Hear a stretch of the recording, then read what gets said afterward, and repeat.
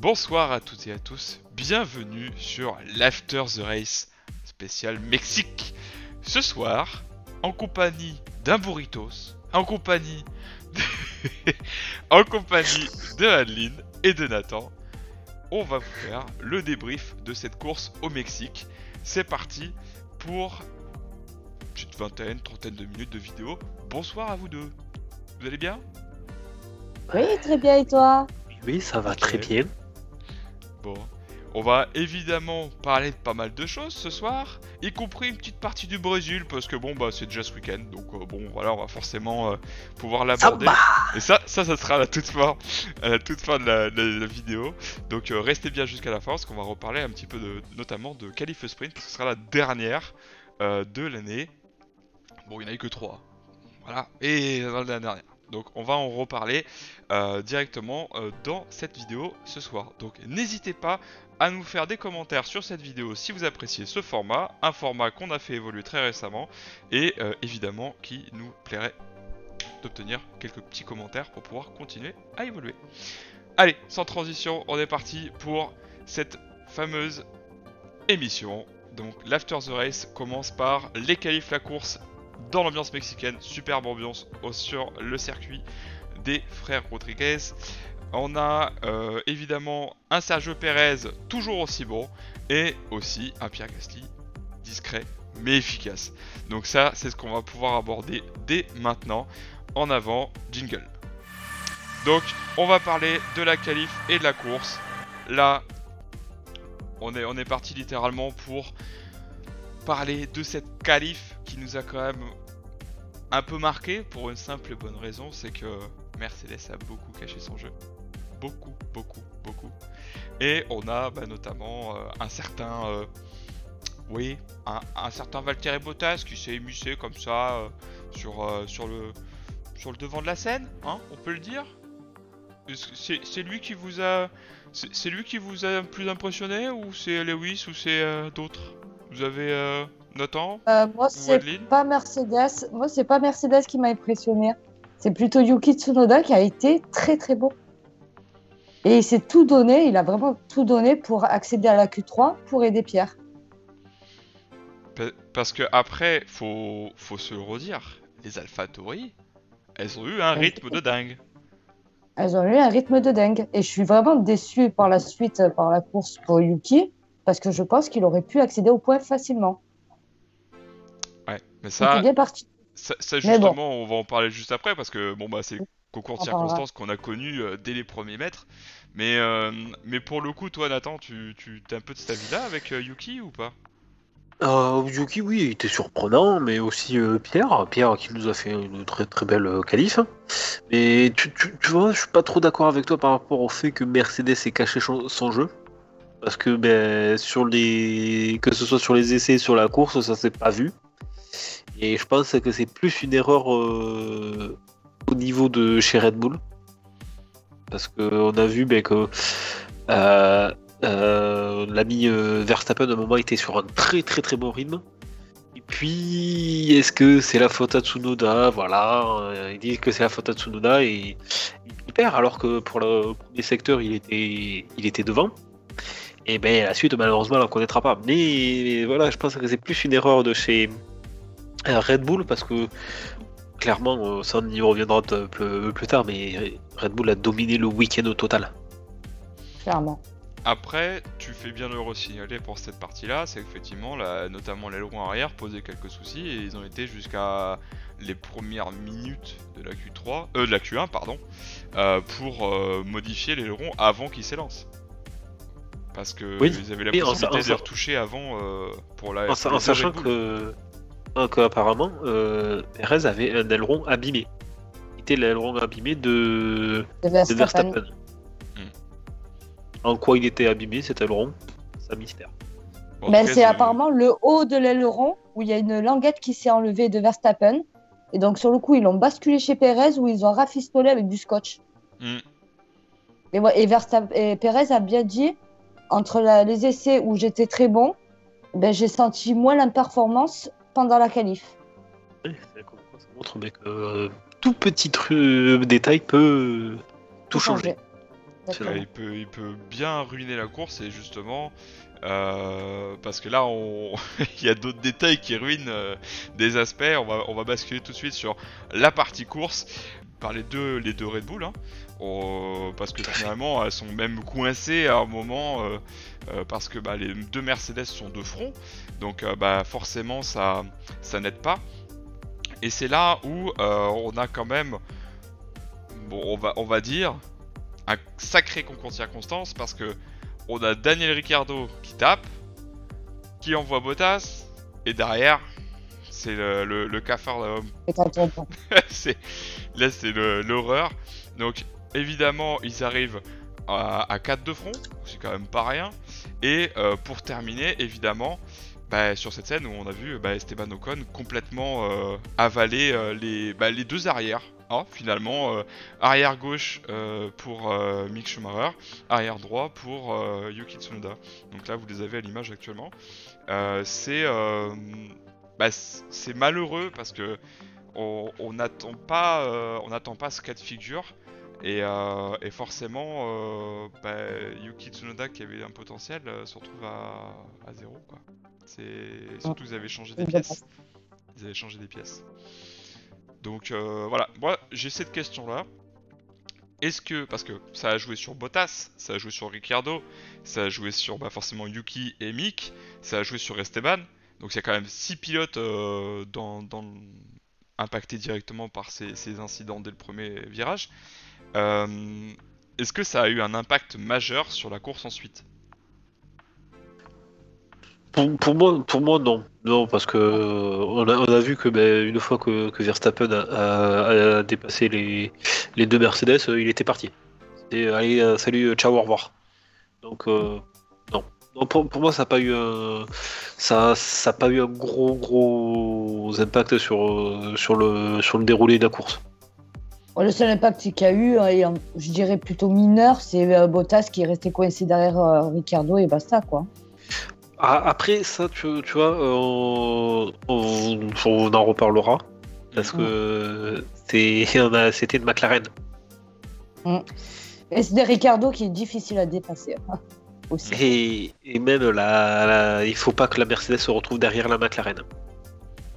Tout simplement. On a vu à un moment quand l'écart entre Lewis et Sergio fondé comme un Mr Freeze un 15 juillet.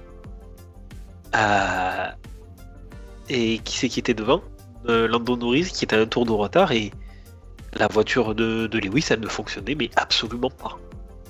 C'était assez impressionnant. Et Bottas aussi, on l'a vu, impossible de dépasser Ricciardo et moteur égal en plus. Donc un peu plus compliqué. La McLaren, on sait qu'elle est très très rapide en vitesse de pointe. On l'a vu à Monza où ils ont fait le doublé. Même qu'ils aient fait le doublé avec les concours de circonstances, il n'y avait pas que ça. Même en qualif, ils ont montré une très très grosse vitesse de pointe. Et là, les Mercedes ne fonctionnent pas dans le trafic. Ça, on le sait depuis un moment. Et en plus, là, on était en altitude, donc on était à plus de 2000 mètres, donc beaucoup moins d'air. Donc, c'est-à-dire des voitures qui fonctionnent pas forcément comme au niveau de la mer. Et du coup, le châssis Mercedes ne fonctionne pas aussi bien. Et en plus, vous rajoutez une voiture devant, là, c'est catastrophique, c'est la cata totale. Et même on a vu que Red Bull avait compensé ce manque d'air en étant en altitude parce que l'aileron cuillère a disparu sur le circuit. Ils avaient un aileron bien droit parce que justement ils voulaient chercher un peu plus d'appui.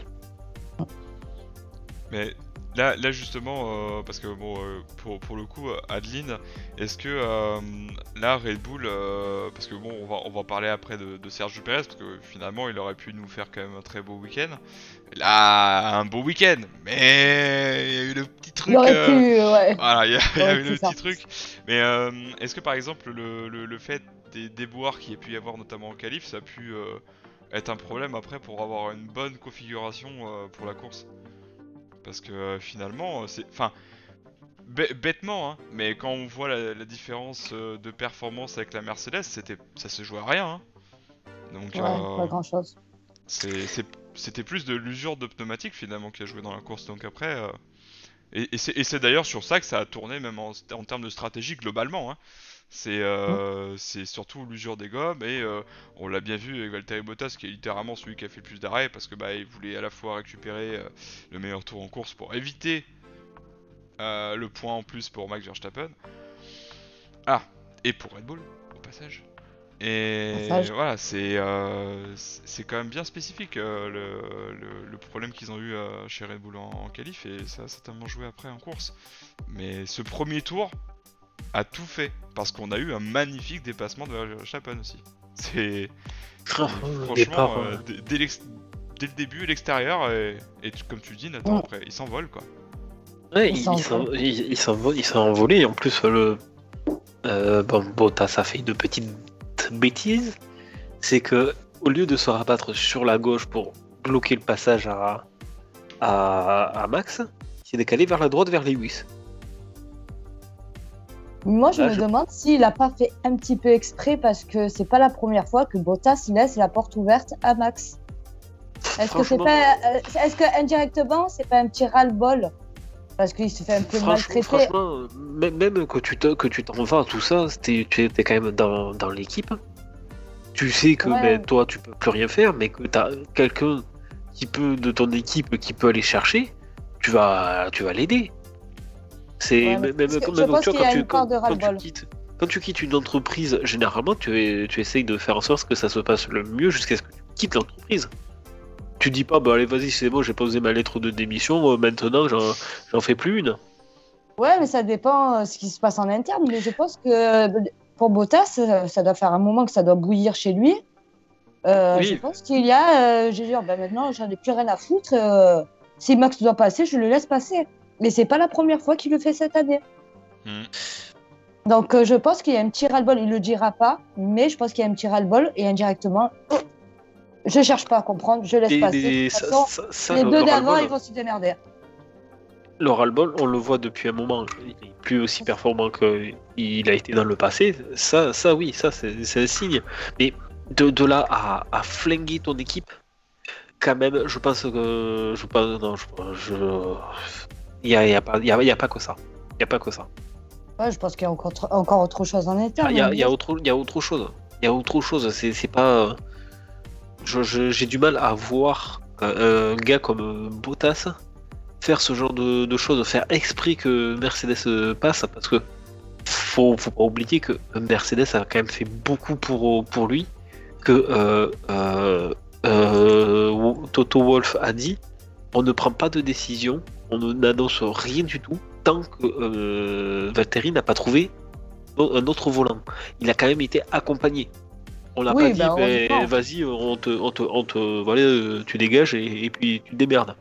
Oui, avec les bons et loyaux services qu'il a eu pendant 5 ans, heureusement. Alors que on a vu des équipes le faire, de dire, toi, on t'a appelé, écoute, tu nous sers plus à rien, tu fais de la merde, allez, casse-toi. Alors que là, on l'a vu chez Red Bull. On l'a vu chez Red Bull, on l'a vu chez Ferrari, chez tout le monde, on l'a vu. Mais là, Mercedes, ils ont quand même dit, tant que Bottas n'a pas trouvé un autre volant, on n'annonce rien. Et c'est ça là où je trouve que quand même c'est très très cool de la part de Mercedes, c'est que même s'ils se séparent de leur pilote, ils savent les compétences qu'il a, ils savent que qu'il a sa place en F1 et ils l'ont pas lâché. Ils l'ont pas lâché en lui disant écoute, merci pour tout, allez ciao, au revoir. Et ça, je suis bien d'accord avec toi. C'est très très cool de la part de Mercedes. Sur ça, je suis d'accord.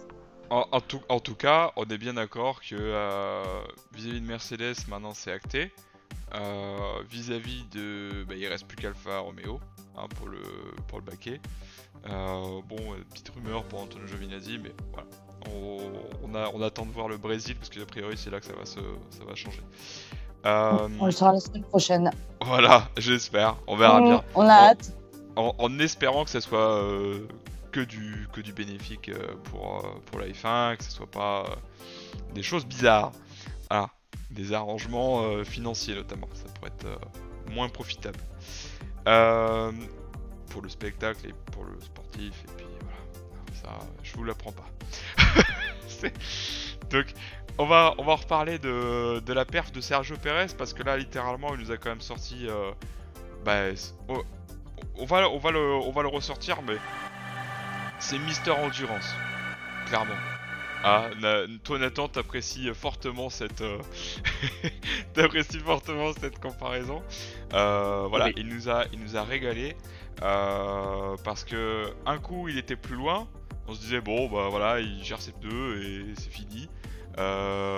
Mais tout d'un coup il est revenu la seconde. Il a fait tiens, c'est bizarre, c'est intéressant.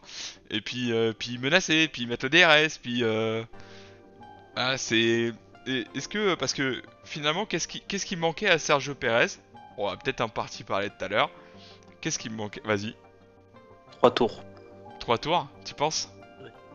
Ouais, 2-3 tours, je suis bien d'accord pour ça. Il manque 3 Vu tours. le rythme qu'il a affiché, parce que Il nous a mis une claque. ouais. Il y a aussi les pneus de Lewis avaient quasiment 10 tours de plus. En sachant que la Mercedes, l'économie des gommes, c'est inexistant. Ouais, ils sont pas prêts pour ça. C'est très très compliqué pour la Mercedes d'économiser des gommes. En plus, vu les situations. Et après, à côté, on a Sergio qui, l'économie des pneus, lui, il maîtrise très bien. Il aurait pu faire il aurait pu faire un Grand Prix sans changer de pneus en 2010 à Valence. Bon, malheureusement, la réglementation impose un arrêt au stand. Il s'est arrêté sur l'avant-dernier tour ou le dernier tour, je sais plus. Et donc, vous le mettez en endurance. Là, les équipes, là je parle à Toyota. En hypercar. Tu parles d'hypercar. Hypercar ou même le GT, les LMP2, tout ça. J'en si profite. Vous cherchez. Excuse-moi Nathan, j'en profite pour faire la petite pub pour notre groupe. Voilà. Ouais, vas-y, donc, vas-y. Endurance Live, groupe spécifique Endurance, donc GT, bien évidemment autour des 24 heures du Mans, tout ce qui est parti GT World CHU, donc World Challenge. Voilà, c'est le GT, l'hypercar, GTE, GT3. Voilà, c'est l'endurance. Endurance, voilà, vous pouvez retrouver sur Facebook, Insta et Twitter. Voilà. Compagnie. Voilà. Voilà. Vous le mettez dans une Toyota qui fait les 24 heures du Mans. Il finit la course avec le même train de pneus que le début. Hein. Et il vous dira, les pneus sont bons. Hein. C'est ça, au moment qui a été. C'est ça qui a été drôle à un moment, c'est que à un moment on entend Lewis se plaindre à la radio, les pneus commencent à perdre en performance, j'y arrive pas avec les pneus, tout ça, et même pas un demi-tour après on entend Pérez faire, moi mes pneus ça va. Elles vont mieux, ouais, mes pneus vont mieux. Mes pneus ça va. Et on se dit, comment il fait? Alors, quelle est cette sorcellerie? Justement, si on veut parler de purement d'endurance avec les gommes, est-ce que ça va pas été quand même plus judicieux? Et ça Aline, je pense que c'est quand même un point important, de le faire rentrer. Allez, le tour d'après Lewis. Le tour où Lewis rentre, le tour d'après Sergio devait rentrer, à mon avis. Pour tenter l'undercut, parce que l'undercut aurait marché. Ouais, il aurait marché et il aurait pu même partir sur des pneus soft. Et il aurait pu les maintenir jusqu'au bout. Ça aurait été plus tendu quand même. Non, les softs non. Parce qu'on mais il sait très bien maintenir ses pneus et je pense qu'il aurait pu. Sur du soft, non. Pour Pérez, il aurait pu. Pas pour un autre, mais sur Pérez, je pense que... Non, là je suis pas tout à fait d'accord parce qu'on a vu qu'il y a des pilotes qui se sont arrêtés vachement tôt pour dégager les médiums. Et quand tu dégages les médiums aussitôt dans la course, généralement c'est des signes. C'est des signes que il y a une usure prématurée. Donc Je pense pas. Le soft, non. Non, c'était vraiment le pneu pour aller faire le tour du meilleur, pour faire le meilleur tour, et c'est tout.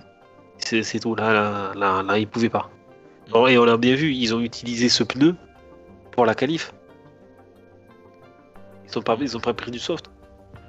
Bah, hormis pour la Q3, quoi. Mais bon, c'est normal en Q3. Ouais, voilà, mais c'est tout. Ils se sont qualifiés avec des pneus médiums. Parce que justement, ils savent très bien que ce pneu ne tiendra pas. Bon, en tout cas, Sergio Pérez a été efficace, a été endurant, c'est pas marché. Par contre, il y en a un pour qui ça a très bien marché, du début à la fin, et qui a réussi à passer au travers de toutes les gouttes. Là, lui, il s'appelle Pierre Gasly. Donc là, Pierre, lui, il nous a clairement ébloui. Même si, évidemment, il n'avait pas le rythme du trio infernal, il avait quand même une certaine performance où les deux Ferrari ne pouvaient rien faire. Derrière, c'était littéralement oui, alors c'est quoi la stratégie parce que là, en fait, si tu me laisses passer devant, ça change rien, quoi. Voilà, c'est ça la problématique qu'a rencontré Charles et qu'a rencontré Carlos. C'est que même en se laissant passer, il n'y a pas un qui avait un meilleur rythme que l'autre. Donc, et c'était les seuls à pouvoir le faire. Ils ont très bien fait d'essayer. C'est ça, là, franchement, c'est cette dynamique que j'aime bien chez Ferrari là en ce moment. C'est que il voyait que Charles était plus lent que Carlos.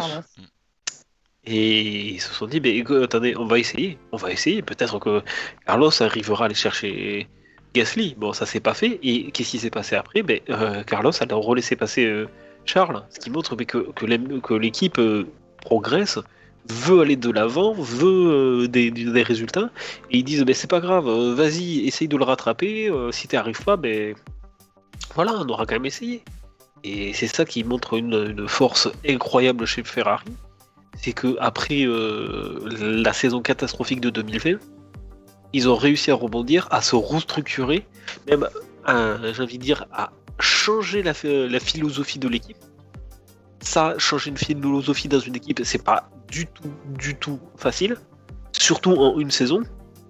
Qu'on voit une progression petit à petit comme l'a fait McLaren jusqu'à maintenant, oui, ça arrive, on l'a vu souvent, mais changer totalement d'une année à l'autre, c'est très très très compliqué. Ferrari y est arrivé, mais de façon incroyable, parce que c'est plus le même état d'esprit, c'est plus on a un super pilote, l'autre c'est comme le deuxième baquet, ramène des points. Là, non, pour moi ils sont au même niveau, ils sont tous les deux, c'est tous les deux number one. Pour moi ils sont deux numéro 1. Et même ils sont deux numéro 1, mais qui ne se cherchent pas à se faire des noises entre eux, comme on a pu voir avec Lewis et Nico. Là, c'est structuré, les deux pilotes s'entendent très bien, et leur but, c'est de faire progresser cette équipe. Ils sont pas là pour se chercher des noises, mais pour faire avancer l'équipe. Et ça se voit, ça paye tout au long de la saison, puisque Ferrari vient de passer 3e au championnat, et depuis le début de la saison, c'est peut-être l'équipe la plus régulière. Qui a la meilleure cohésion. Mais ça justement, Nathan, on va en reparler un petit peu après, mais... Il y a quand même une chose qui est incroyable, c'est de se dire qu'une AlphaTauri est capable de devancer une Ferrari et de devancer même McLaren, sachant qu'au championnat constructeur, c'est un petit peu la tendance inverse. Pourquoi? Parce que Yuki Tsunoda, malheureusement, ne score pas de points, en grande partie. Donc là dans ce sens-là, en sachant qu'il n'a pas remporté de points aux US, parce que problème de suspension, là pour le coup c'est quand même un sacré rattrapage, parce que tous les points qui ont été ramenés sur ce Grand Prix là, ils vont valoir très cher à la fin de l'année. Oui, c'est sûr. Après tu vois peut-être que les conditions convenaient plus à l'AlphaTauri, que ce soit un moteur et un châssis. par rapport au fait que l'AlphaTauri doit avoir un châssis qui est plus adapté avec comme le châssis Red Bull. Donc ça doit avoir un impact. Et puis voilà, tu vois, comme je le dis depuis le début de la saison, la Scuderia est en totale restructuration. Une restructuration qui porte ses fruits.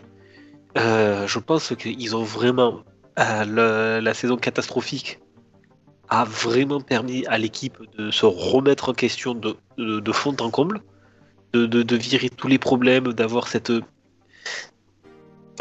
mentalité typiquement italienne de se dire on est les plus forts, on va le montrer à tout le monde, on a de l'honneur, nous, vous allez voir, enfin d'avoir une grande gueule, j'ai envie de dire. Ils ont tout restructuré ça pour faire une équipe qui avance ensemble. Ils avancent ensemble, ils réussissent ensemble. S'ils échouent, c'est ensemble. Ça montre un super duo avec les deux pilotes et même l'équipe en elle-même est géniale. Pour 2022, à surveiller ça, parce que s'ils continuent comme ça, de progresser comme ils font, ça va faire très très mal. En sachant que par rapport à l'an dernier, Ferrari est l'écurie qui a le plus gagné de points avec le même nombre de GP. Et à l'inverse, Mercedes, qu'on a perdu énormément. Non, pas le plus, c'est Aston Martin qui a le plus perdu. Martin, ouais. Mais ça fait partie, normalement c'est juste Aston Martin et Mercedes au-dessus, je crois. Si je me souviens bien. Mais quoi qu'il en soit, justement, on va l'aborder parce que là, avec le classement tel qu'on l'a, on a quand même des gros points qui ont été glanés par Red Bull, on a des gros points glanés par la Scuderia Ferrari. Mine de rien, AlphaTauri, même s'il n'y a que Pierre, c'est pareil. Voilà, ça fait plaisir pour certaines écuries et pour d'autres c'est un peu plus difficile.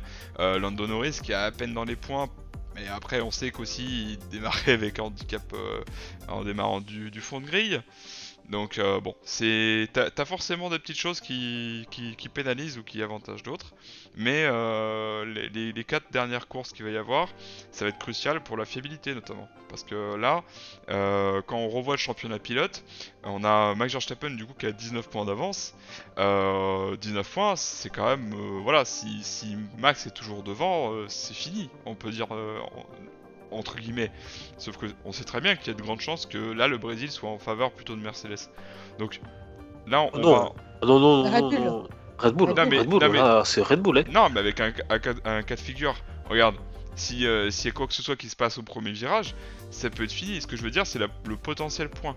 C'est plus ça, pas le potentiel performance. Le potentiel point, rien n'est joué. C'est-à-dire que s'il y a une victoire côté Lewis, ça va réinverser gentiment la tendance, mais ce sera pas suffisant s'il y a tout le temps une victoire d'un côté. Voilà, ça va être compliqué, et y compris pour les écuries, parce que là, Mercedes, c'est juste un point devant Red Bull, donc là, c'est que dalle. Et là, pour le coup, on va aussi avoir derrière Alpine, AlphaTauri qui sont ex-aequo. On en a parlé juste avant, Ferrari et McLaren qui sont toujours au coude à coude, mais du coup Ferrari qui reprend l'avantage. Et par contre, après Aston Martin et Williams, bon, c'est pas trop une bataille quoi. Mais au moins ça fait plaisir de voir que Williams est dans les clous et que la tendance, on va dire en qualif, c'était pas trop mal, mais même si c'était un peu compliqué, mais en course, malheureusement, ils sont revenus un petit peu en arrière. C'est un petit peu le même refrain, malheureusement. Mais c'est pas un circuit pour Williams, donc compliqué. Il y a 2 dernières petites questions avant qu'on aborde le Brésil. Rapidement, parce que là la vidéo va bientôt aller à son terme. On a 2 petites questions. La première, toujours pour Adeline. Quel est le pilote qui t'a le plus marqué de ce week-end? Pérez. Sur l'ensemble, c'est Pérez. Ouais, voilà, pour l'ensemble de la performance, pour le fait qu'il y ait une ambiance autour de lui, une ferveur, parce qu'il y a aussi ça qui joue. Pas au niveau ferveur, parce que la ferveur, elle était exceptionnelle. Franchement, j'ai eu des frissons. mais en performance pure, qu'il soit aux essais, au qualif quand même, mine de rien, et à la course, ça a été Pérez. Parce que Pérez, d'habitude, c'est un homme du dimanche. Il est plus effacé en temps normal aux essais et au qualif. Et là, depuis 3 GP, il est présent. Et ça fait plaisir. Et toi, Nathan, t'as ce genre d'avis ou autre chose? Oui, Pérez a été très très bon, j'ai envie de dire. Il était chez lui, donc au galvanisé, tout ça. On voit que ça y est, il a enfin trouvé ce qui lui manquait sur la Red Bull. Donc c'est super. Max a été impérial. Clairement, ça a été. Il a montré qui était le patron et c'est super, c'est impressionnant. Même s'il y a que 19 points qui les séparent. 19 points, c'est beaucoup et peu à la fois. J'ai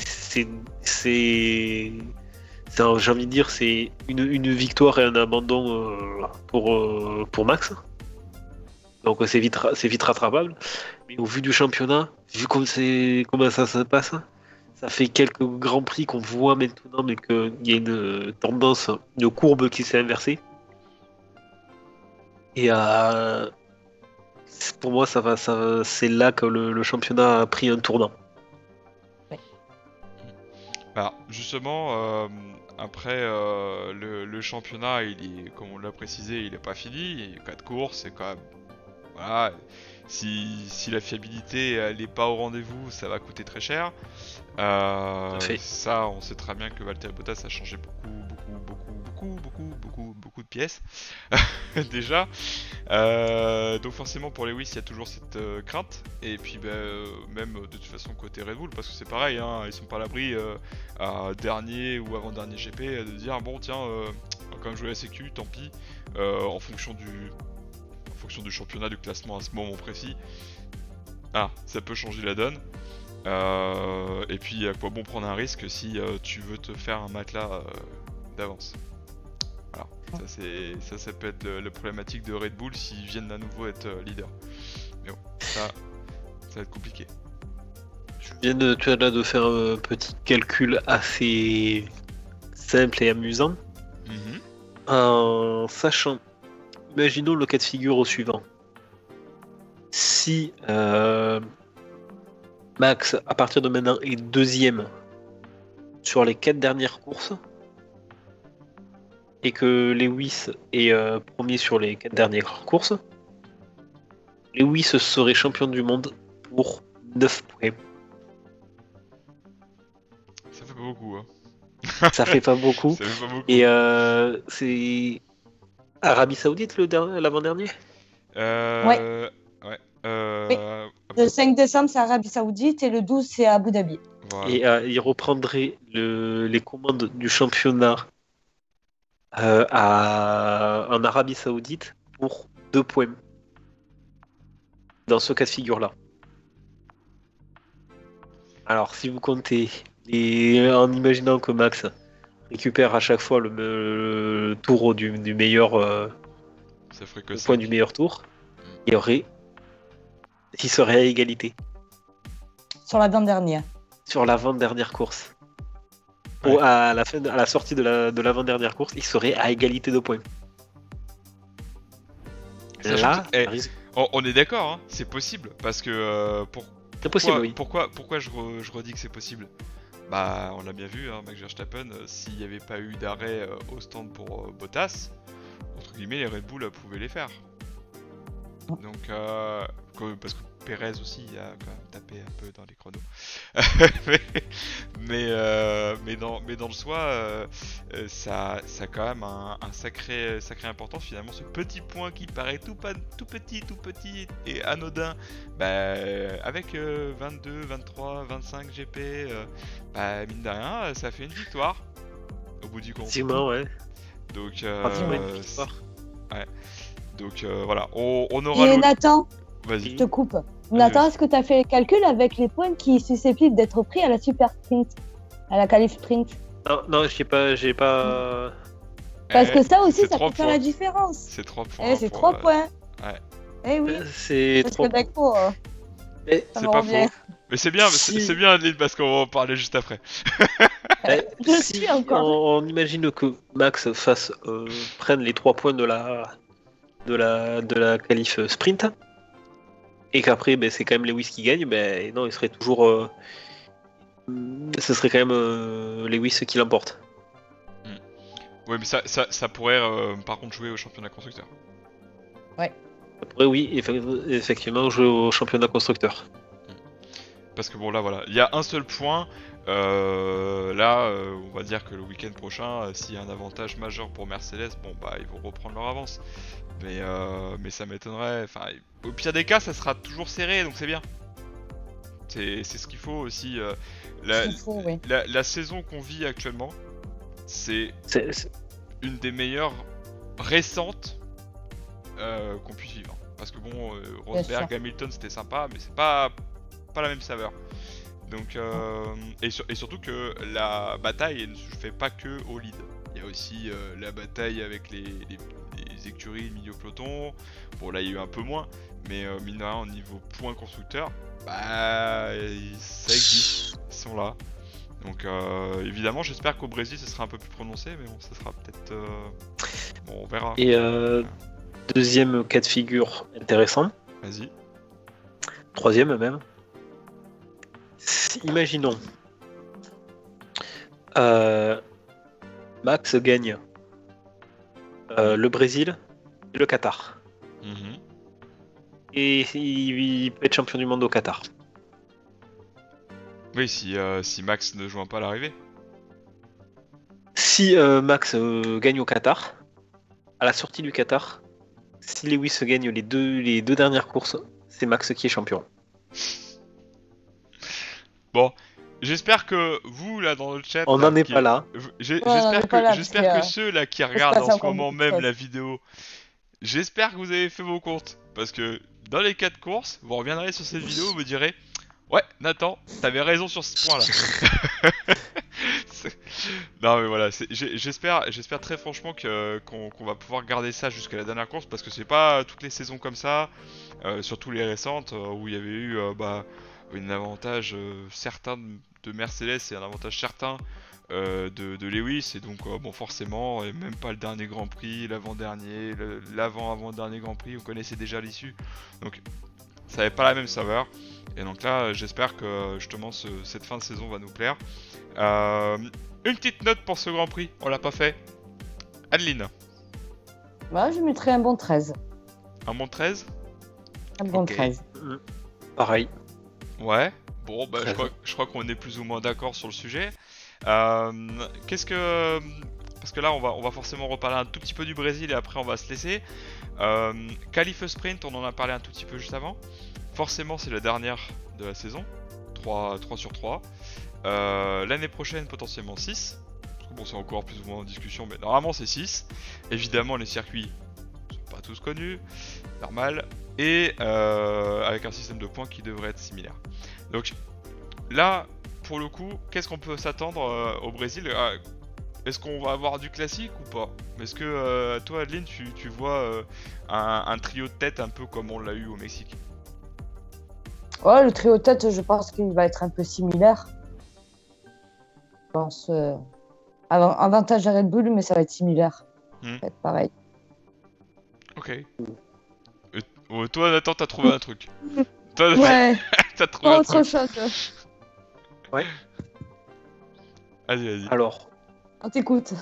là, une autre prédiction. Alors, Madame Irma, sortez de ce corps, s'il vous plaît. Max gagne le Brésil. Là, je parle pas de la super Qualif sprint. de la qualif sprint. Là, je parle juste uniquement course.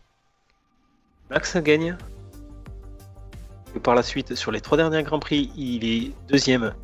Et que Lewis gagne les dernières. Et les 3 dernières. Max est champion du monde. Pour 5 points.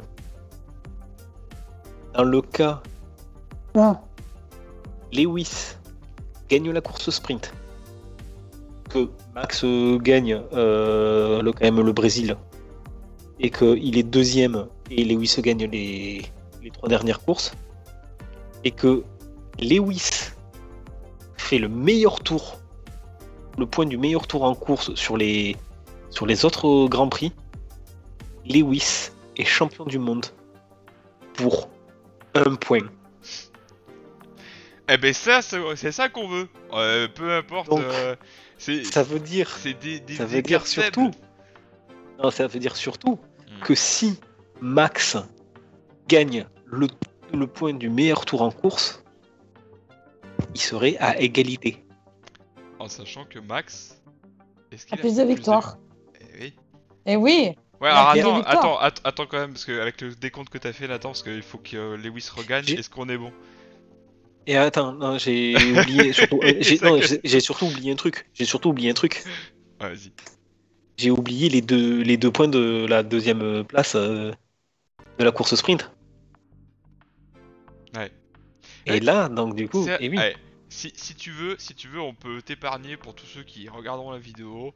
On va dire On fera que- une publication. voilà, ton pronostic, on le fera à la rigueur après le Brésil, comme ça t'auras plus besoin de penser à ça.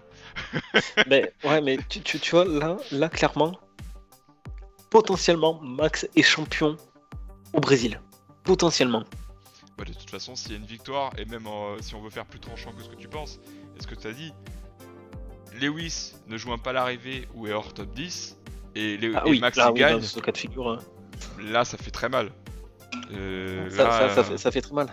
Et d'autant plus que, en sachant que là, pour le Mexique, quelle que soit à la place où finissait Max sur le podium, et quelle que soit la position de Lewis sur le podium, donc premier, deuxième devant Max, c'était Max qui sortait du Mexique en tête.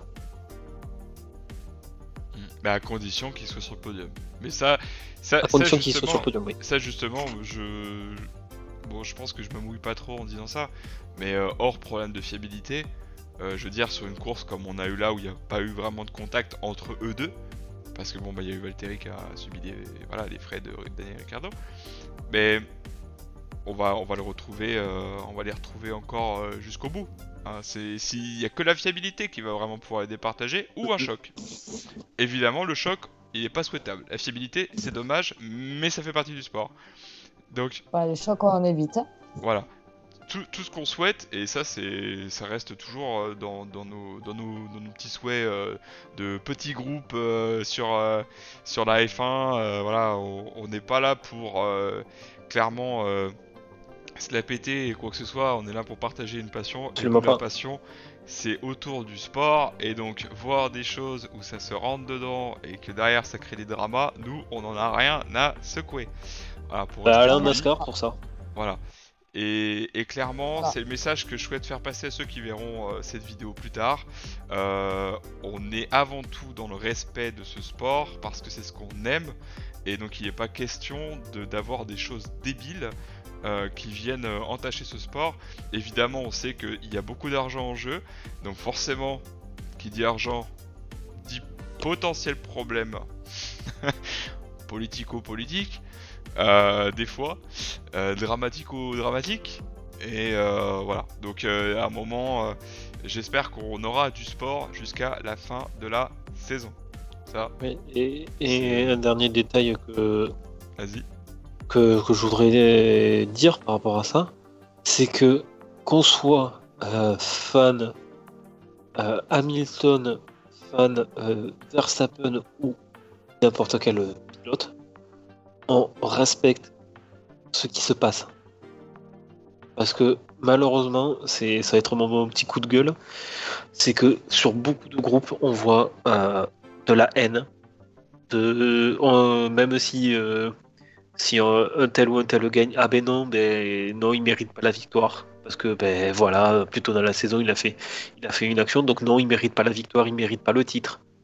Ben non, on respecte le pilote, quel que soit ses origines, c'est la voiture pour laquelle il roule, pour la marque pour laquelle il roule, pour ses idéaux, tout ça. Ben non, on est là pour aimer le sport, le résultat, certes, peut-être, on est déçu parce que on aimerait voir quelqu'un d'autre gagner. Mais non, c'est comme ça, c'est le sport, c'est la loi du plus fort. Malheureusement, on est en train de vivre, j'ai envie de dire, la fin d'une ère. La fin de l'ère Mercedes. Et voilà, il y a eu d'autres fins d'ère. Il y a eu la fin de l'ère Ferrari, qui a été très éphémère, on va dire, celle de Renault. Ensuite, il y a eu Red Bull. Il y a eu Mercedes. Et là, on va assister à une nouvelle ère. En plus, avec la nouvelle réglementation, toutes les cartes vont être sans doute redistribuées. Et voilà, le plus important, c'est le respect des pilotes. C'est leur métier. Ils savent qu'il faut prendre des risques quand il faut. S'il y a un accrochage, c'est un accrochage, ça arrive. Ça vous est jamais arrivé de faire une erreur au boulot? Si, ça arrive à tout le monde, eux aussi. C'est des êtres humains avant tout. Ils vont à 300 à l'heure. Voilà, ils sont à 300 à l'heure. Et on a eu un rappel douloureux l'année dernière et qu'on veut clairement pas revoir. Donc à un moment, arrêter de souhaiter du mal aux pilotes, c'est quand même primordial. Parce que clairement, ils sont là pour nous divertir. Parce que nous, on est là sagement dans notre canapé. Et clairement, on n'est pas à leur place. On subit rien de ce qu'ils subissent. Mais quand je dis rien, c'est rien. Voyez les entraînements. Je repense à Xavier Feuillet qui fait les entraînements de pilotes. Voyez un peu les programmes rien que d'entraînement de jeunes. Vous comprendrez un peu les problématiques qu'il y a derrière et le durée et les efforts qu'il faut faire pour monter jusqu'en F1. Parce que oui, l'argent sert à quelque chose, mais il n'y a pas que ça. Et il y a le talent aussi. Il y a le talent, et notamment Adeline peut en partie en témoigner pour le kart. Voilà. C'est quand même un monde à part, et ils doivent, on leur doit le respect. On leur doit le respect, et que ça soit les acteurs de la F1 ou simplement les team managers, parce que souvent aussi il y a des problèmes de respect envers les différents managers. Évidemment, il y a des choses assez rigolos, mais on n'est pas là pour casser du sucre sur ces gens-là. On est vraiment voilà, on doit le respect, évidemment. On n'est pas là pour non plus tout cloisonner et fermer à la discussion. Au contraire, on est très ouvert là-dessus, mais voilà, un minimum de respect, c'est tout ce qu'il faut pour pouvoir discuter tranquillement. On peut. Amen. On a le droit de rigoler, mais dans le respect de dire. Le respect. Voilà, de dire, je sais pas, faire une petite vanne du genre, Bottas, il est aussi efficace que la ligne Maginot. Dans l'humour, ça passe. Mais de dire que c'est une tanche il est aussi efficace que je sais pas quoi, pour arrêter une raquette Red Bull. Ouais, voilà, qu'il est aussi efficace qu'une raquette percée, qu'il mérite pas sa place. Non, on a le droit de rire, attention. On a le droit de faire de l'humour. Mais dans le respect. Si le but c'est juste de se moquer, parce que on veut rigoler un bon coup, mais tout en respectant le pilote, on peut. Mais le faire pour dézinguer le pilote, non. C'est pas plus simple que ça. Pour prendre un exemple, moi qui aime bien Ferrari, à un moment, Charles avait un souci à Monaco cette année, et on le voit lever la main et pour dire j'ai un problème, et on voit qu'il a les mains comme ça, où on voit les 5 doigts de la main. Et en plus, c'est attends, je vais chercher une place, commande-moi 5 bières. Voilà, on peut faire de l'humour comme ça. C'est rigolo. Moi, je suis le premier à rigoler pour ça. Bah oui. Il y a des photomontages qui sont drôles et des photomontages qui sont déplacés. Et malheureusement, la frontière est mince. Et voilà. Le fait est que là, il y a une ambiance magnifique au Mexique. Et eux ont compris que c'était le sport qui était en avant. Et clairement, c'est ce qu'on souhaite, parce que là, la fête va continuer. On va être au Brésil. Alors, samba. Et en plus, je terminerai par ça. Et on conclut. Que ce soit pour le Grand Prix de Zandvoort et au Mexique, parce que là, il y avait il y avait des ultras. pour Max et pour Perez. Au moment où il y avait les Mercedes qui sont passés, ou même pendant l'interview de Lewis, on n'a pas entendu un sifflet. Pas un seul, ouais, c'est vrai. Alors qu'à Silverstone, il y en a eu. Oui. Pour Verstappen. Oui. Alors que donc il n'y a pas eu un sifflet. Quand Lewis, je me rappellerai de l'image aux Pays-Bas qui dit ben oui voilà c'était beau de courir là, le public néerlandais est très sympathique et tout. On a entendu le public néerlandais applaudir. Après, il y a un truc que je veux souligner, j'ai l'impression que, mis à part Zandvoort, j'ai l'impression que le public américain, qu'il soit au nord ou sud, a beaucoup plus de respect dans le sport F1 que les Européens. C'est possible. Je pense que ça vient du fait que les Américains, ils ont pas la même mentalité d'avoir dire ouais, moi je suis pro machin. Eux, c'est que quand ils se déplacent, ils aiment le sport auto. Ils aiment le sport auto, ils vont voir les courses avec plaisir, tout ça. Certes, comme nous, ils ont leur petit chouchou, mais voilà, c'est la course avant tout. Et je pense que cette mentalité vient du fait qu'ils ont quand même des courses où tu sais jamais qui c'est qui va gagner. Parce que tu prends les 500 miles d'Indianapolis, au départ de la course, si tu arrives à dire c'est lui qui va gagner, j'en suis sûr, certain. On sait jamais. Il faut que tu me dises où tu as appris tes pouvoirs de pouvoir dans le futur. Comme ça, moi, je jouerai au loto tout le temps. Hein. Oui, mais même, sans compter le 500 miles, tu prends une course d'Indy classique, du début à la fin, on ne peut pas savoir qui peut gagner. Oui. Et ouais, ils ont ce rapport plus proche. Ils sont encore dans une mentalité où le sport auto est accessible. Où on peut facilement aller, facilement entre guillemets, on peut aller sur le circuit, voir les pilotes de près, voir les voitures de près. Ils sont dans cette mentalité de dire c'est les spectateurs.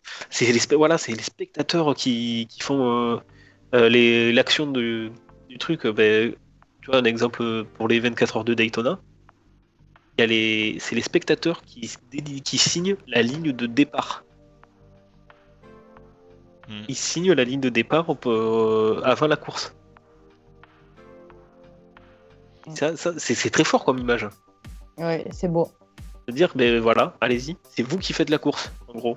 Il y a quelques années, il y a une Honda NSX GT3 qui avait roulé avec des signatures de partout, et il y avait les membres de l'équipe, les pilotes, mais aussi il y avait les spectateurs qui avaient pu mettre leur signature sur la voiture. Vous rêverez pas de ça, de pouvoir déposer votre signature sur une voiture et elle fait une course. Alors par contre, moi je dis tout de suite après, moi je revendique le bout où c'est marqué. Je découvre, je m'en fous, il est à moi. Bon, après la course, je suis quand même gentil, parce que sinon après c'est un peu handicapant. Non, bref. En tout cas, on aime ces sports, les sports mécaniques en général, et si c'est ça que vous recherchez aussi, on vous accueillera avec grand plaisir sur nos groupes, que ce soit Kartinage pour le kart, Endurance Live pour l'endurance. On a aussi Drive and Cars qui est géré par Pascal Maradi, je lui fais un petit coucou, j'en profite. Lui c'est typiquement uniquement les voitures. Donc ça peut être des voitures anciennes, des voitures de luxe, des voitures sportives, ultra sportives, super sportives, voilà, des choses assez intéressantes.